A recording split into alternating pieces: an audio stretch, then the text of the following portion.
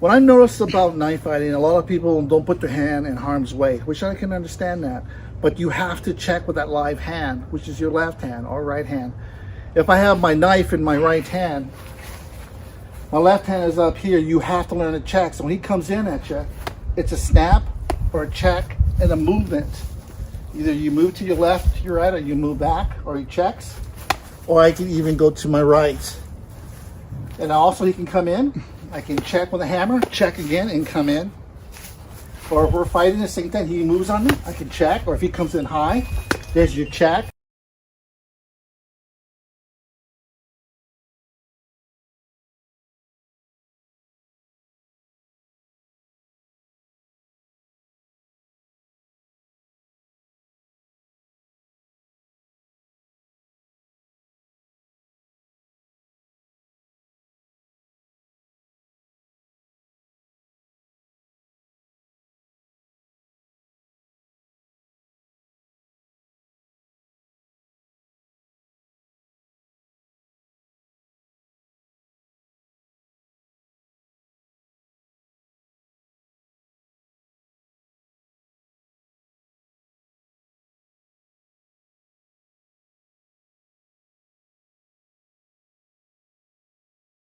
So when he comes in at you, it's a snap or a check and a movement. Either you move to your left, your right, or you move back, or he checks. Or I can even go to my right. And also he can come in. I can check with a hammer, check again, and come in. Or if we're fighting the same thing, he moves on me, I can check. Or if he comes in high, there's your check. But what you do have to remember is you cannot stay there when you check.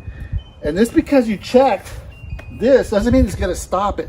The whole power, the stress behind it is still coming forward. So you have to get out of the way to let it go by you. You don't think, I'm going to show you the check. He's going to go lifetime.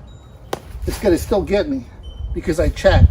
So if I'm here and I check, I have to be able to move out of the way. You can't stay in front in harm's way. Is there anything you want to add to this one? Like I said before, getting offline is very important. And while checking, you can move to attack at the same time. So if he's coming in with his attack, I can check and come offline, but I'm still attacking him. I can come high, I can come low, but I'm moving so that I can do my attack and get out of the way.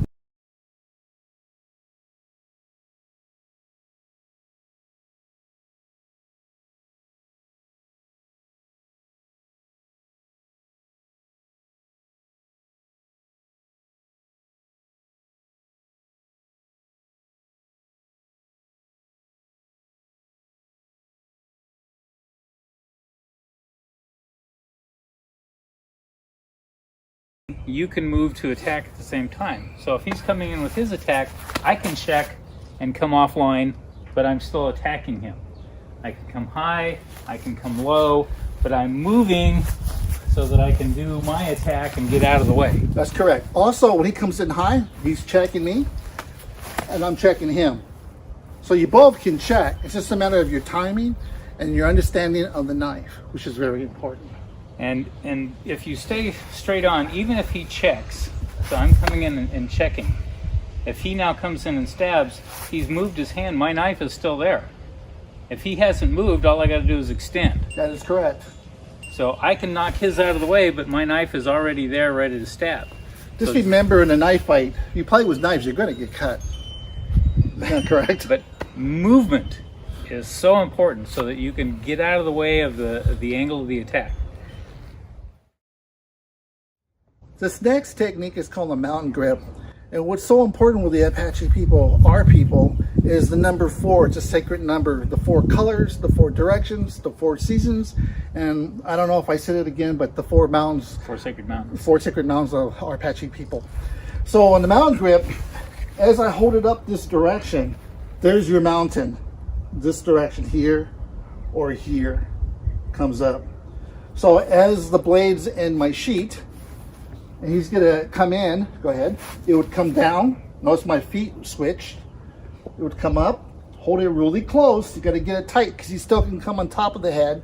As you hear, I'm gonna cut low and go out to my right as I cut, move through. It might be a hard position to see, but like again, it's faster to draw, come up. It's good to either cut, come underneath, come up, cut going down.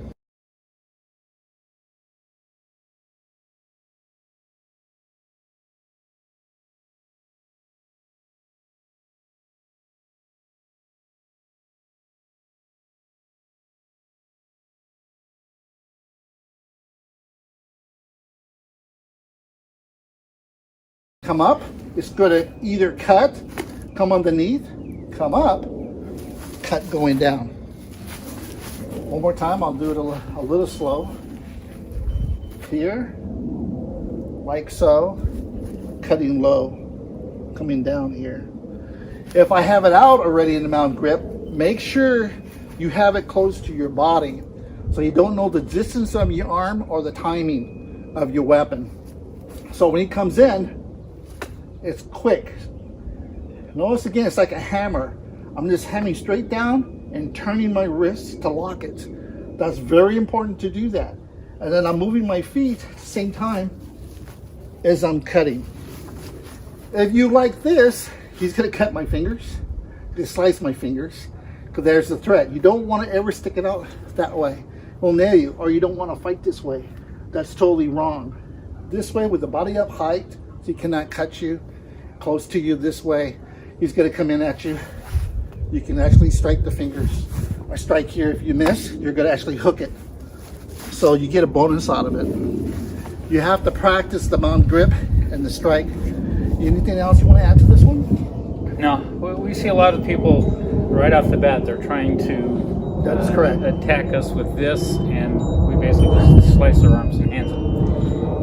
It's an effective technique in certain circumstances, but for our system, yeah, it shortens your range too much and your distance when you're fighting, so you have a shorter reach in the mount grip, so you have to be very careful to where you're going to use it to defend yourself.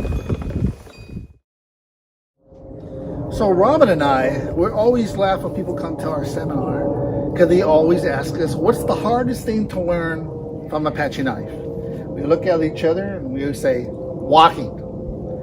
People nod their head, they laugh, they don't believe us, but walking, everybody has trouble with walking, especially a lot of martial art people, because they always want to go into that fighting stance. Special stance. Special stance. It's not wrong. You have to know when to stand that way when you're defending yourself during a knife fight. But you cannot be in that stance all the time. It slows you down, it drags your feet, you give away your shoulders, your hip, your butt, and your ankles twisted up. You have to cross your feet on that. So here's an example. We're here, so we're knife fighting. All I have to do is walk forward. He comes in, I just walk back. Step back. He comes forward, I just walk to the side. He comes in again, I can check. I can even switch my knife hand and still walk off to the side. A lot of people sometimes don't do this. This is totally wrong. My free hand's here. He's cutting my hand. I just gave him my side. I gave him my thigh. I gave him my kidneys. I gave him my butt. Totally wrong. You have to know when to stand this way. So again, walking is here. Just walk. We're here, so we're knife fighting. All I have to do is walk forward. He comes in, I just walk back. Step back. He comes forward, I just walk to the side. He comes in again, I can check. I can even switch my knife hand and still walk off to the side. A lot of people sometimes don't do this. This is totally wrong. My free hand's here. He's cutting my hand. I just gave him my side. I gave him my thigh. I gave him my kidneys. I gave him my butt. Totally wrong. You have to know when to stand this way. So again, walking is here. Just walk. Think of it if you're in the military and they teach you to glide the room as you store a room with your rifle or your pistol.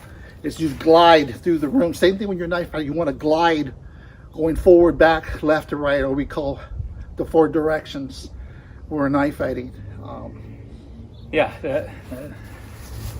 Everybody knows how to walk, but usually that's just walking in a straight line. If you walk in a circle, and you can try this, most people as they walk in a circle will turn their upper body because they want to face the opponent. So now I'm here, and it's actually kind of awkward to be doing this.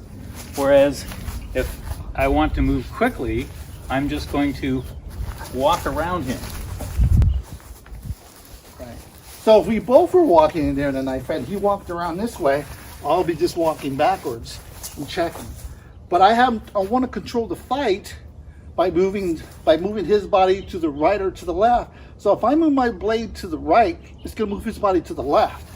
If I want him to go to the right, I move this direction. If I want him to go backwards, I just go forward. And if I want him to come towards me, I just step back. That's how you control the dance. And if he knows the same thing, you have to fight slower and smarter. I want to control the fight by moving his body to the right or to the left. So if I move my blade to the right, it's going to move his body to the left.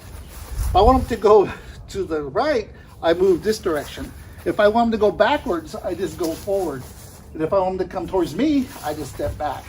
That's how you control the dance. And if he knows the same thing, you have to fight slower and smarter on that. You have anything you want to add to that? Yeah, so Apache Knife is also called fighting like the wind. So I live in the desert, you have dust devils, spins around. If we're fighting each other, if we stay face to face, we're both gonna die or get cut badly. No.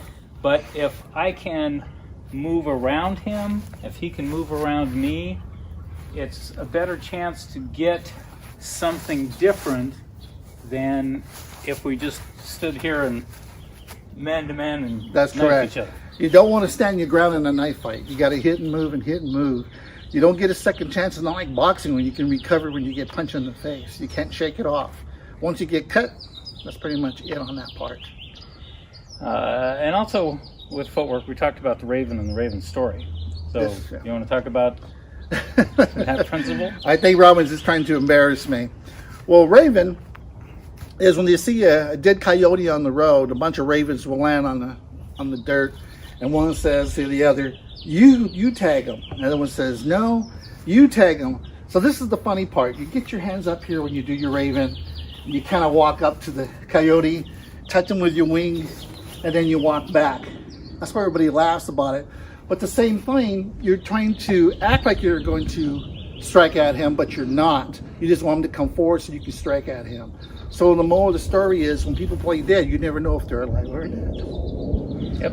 You don't know. You don't know if because besides you most people, if you give them the Raven, they're going to attack. That's But correct. sometimes if he does the Raven, I'll step back. That tells me he's cautious and he's a smart fighter. He's not in a hurry to get cut. He's not in a hurry to get killed. Those are the people you got to watch out for. So the people who rush you right away, meaning either they've never been in a knife fight, they never stabbed anybody with their blade, thank God, right? Yep. Or they're just not sure what they're doing. Those are the people, well, I don't want to say that either. You just have to be cautious, be smart, stay away from knives. And personally, if somebody was to come at me with a knife, I would run. I tell that to a lot of special forces. Best defense there is. Run. Get out of there. Why would you stay and fight when somebody has like a 12-inch knife? Especially the one you carry.